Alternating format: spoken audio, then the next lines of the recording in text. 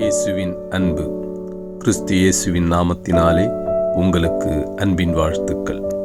சங்கீதம் 72 அதிகாரம் 13 பலவீனனுக்கும் எளியவனுக்கும் அவர் இறங்கி எளியவர்களில் ஆத்துமாக்களை இரட்சிப்பார்.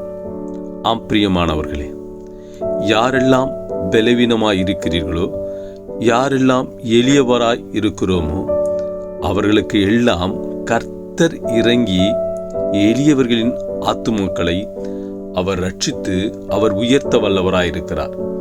நீங்க இந்த பூமியில ஆண்டவரே, நான் எளியவனும் மிகவும் தாழ்ந்தவனும் மிகவும் கீழ்த்தட்டில் இருக்கிறவனுமாயிருக்கிறேன் என்று எண்ணிக்கொள்ளாதிருங்கள். ஏனென்றால் கர்த்தரை உங்களை கொண்டு பெரிய காரியங்களை செய்ய வல்லவராயிருக்கிறார். உன் பலவீனம் என்று நீ எவைகளையெல்லாம் நினைக்கிறாயோ அவைகளிலெல்லாம் தேவன் உனக்கு பலத்தை கொடுக்க போகிறார். அவர் உனக்கு பலனாயிருக்கிறார். அதிலே உன்னை பலப்படுத்தி அவர் உனக்கு சகாயம் செய்வார். நீ எளியவனாய் இருக்கிறேன் என்று வருந்தாதே. தேவன் உன்னோடு கூட இருக்கிறார்.